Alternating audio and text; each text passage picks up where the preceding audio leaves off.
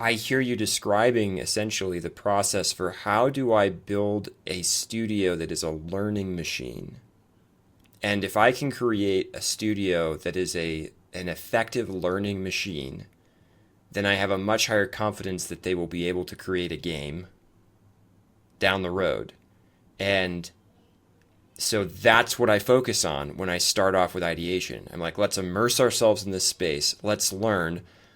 And lots of people would say, "Oh, your first prototype, throw it away," and all this different stuff. But you're going, it's like you're deeper. It's like no, there's you don't throw it away because you need to pivot. You throw it away because it helped you understand the space. You pulled those learnings, and now you're going to make another 10 different small Yeah, prototypes, and you're going to learn. You're going to keep doing that until you feel like you're able to make a good guess when you build something about what's going to happen.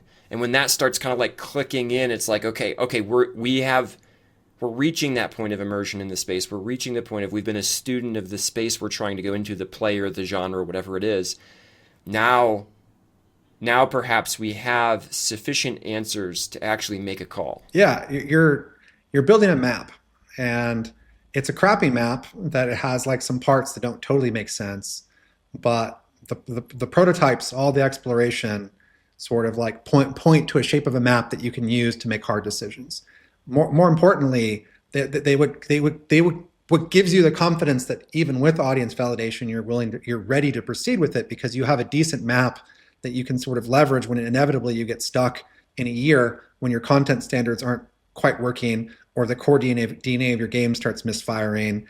You remember sort of the lessons that sort of like kind of how to debug them and sort of like, oh, that's right, we learned why. And I think people underestimate sort of like how much speed matters. Like when you're trying to build a map, like you just, like those quick snapshots, those dirty snapshots of different pieces of the map, it's going to be like if you aren't moving quick, it's just going to be overwhelming because you'll just never get around to sort of getting enough pieces of the map that you can squint at it and sort of figure out what it's trying to tell you. And often what feels like being efficient by sort of doing, investigation of one little piece of the map, doing it a little bit slower but better. I'm just like, dude, you're killing us. We need to be really getting after this map to have any chance of sort of like piecing it together in time. Otherwise, we're going to be going back to the business, being like, we need more money to do more investigation. And they're like, what have you learned? And we're like, we've learned it's definitely not these three things. These three things don't work. We need budget for three more things. I'm like, yeah, it's like, that's not going to work, man. Like, the faster, more like impartial knowledge is just a more efficient path there. But typically what ends up happening is like producers back off and say like, well, I'm going to give the creative space to do their exploration. And that's me being a good producer. And it's like, eh.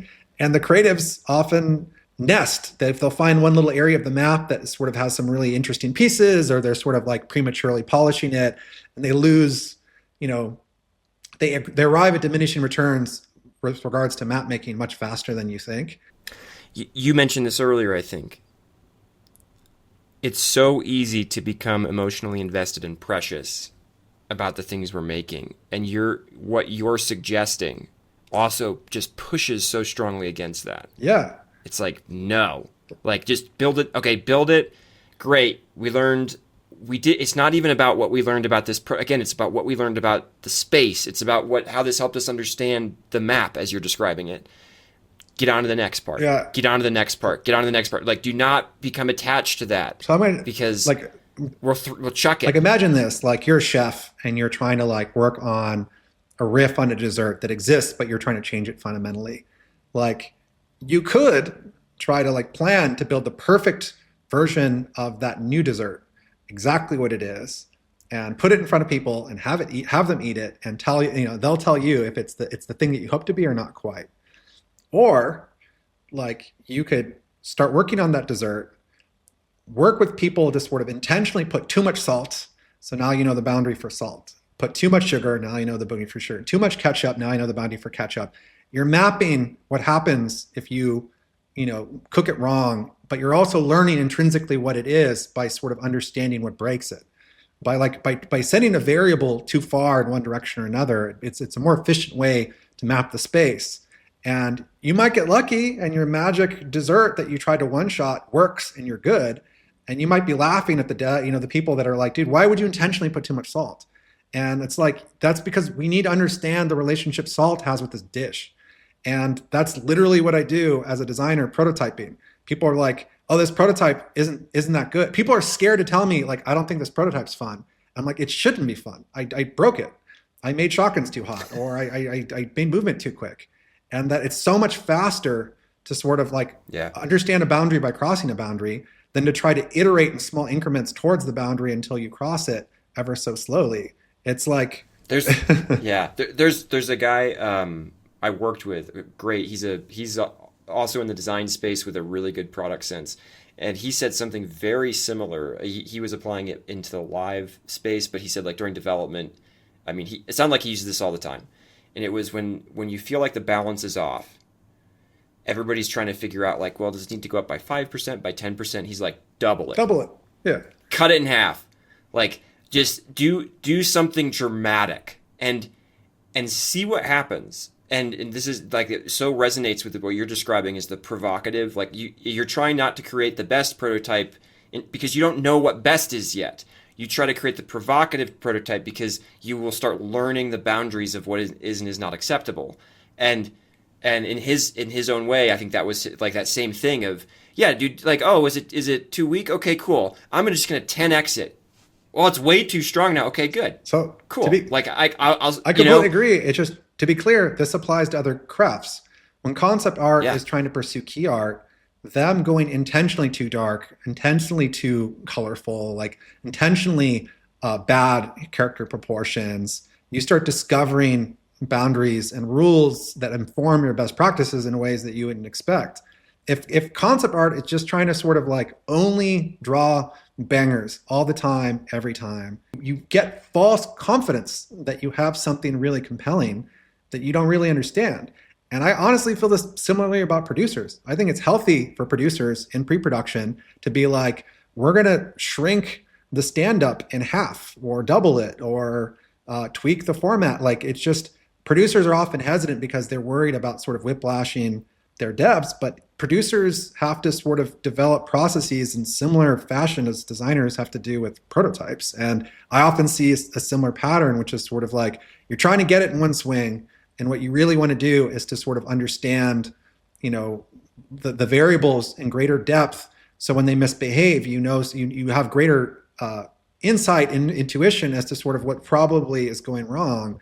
Like you're going to need that in the final year of development in ways you don't even understand. Like when now you've got like deadlines that are hitting you twice as hard as they were in pre-production, and you don't have time to sort of run experiments or like, a lot of the last year of production is a knowledge test of whatever you learned in the first year of development. yeah. There's something to speak to my own experience in this as a producer. I've often said that as I got more experienced as a producer, it wasn't that my hit rate went up, although it probably did because I learned some new tools and I like I said, I understood the space more. There were things that improved, but it was that I was way more comfortable than when whatever I tried didn't work, and I was way more comfortable trying wild swings at things. And I would and like in some of my later teams that I worked on, it would just be like, oh, we're trying to solve that. Oh, that's a weird sort of either dependency issue or something with us and the other team.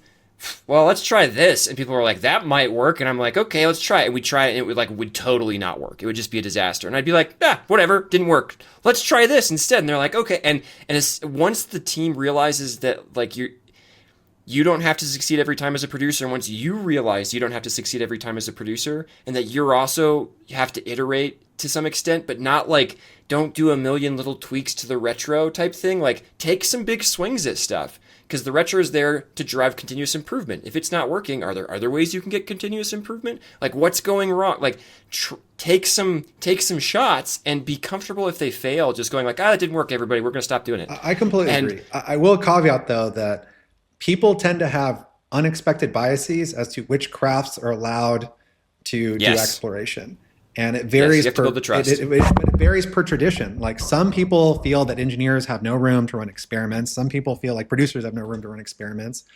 And some people Yeah. feel like there's no design. They're like, you're a designer. You should just know it works. And you're like, that's like, no, dude. Aren't you a good designer? Come on. But you have to understand, like often it's because they're blocked or they have genuine project anxiety. They're like, well, if design doesn't have answers within the next weeks, we're in a lot of trouble. And the Yeah. subtext is like, you guys need to just pick something. And if conditions are harsh enough, there might be some merit there. But often it's just like, well, Yeah. we're running right back into the same problem that like, if I pick something but I don't understand it, we're just delaying the day for me to have to take the time to figure out sort of how, like, it might be more expensive in the long run for me to find out in production as to the consequences of that choice than in prototyping. Like, so it's like, dude, it's not just a component, it's plug and play, man. You're like, inevitably somebody on the team has to sort of know, like or have a good intuition to sort of like how that component will behave in different circumstances, or like how that best practice might need to evolve at scale. Like I said, the knowledge test is very real, and I think people underestimate how well they need to understand their own game DNA and content best practices, or team dynamics or team processes that require, like, there's a reason why we do this, and we decided never to write it down, and we had one person that was Mr. or Miss Tribal Knowledge, and it's just like, oh no, we spent the years to Yeah. get this knowledge, and it sort of like wobbles in our hand just when we need it. Just like, yeah, happens a lot.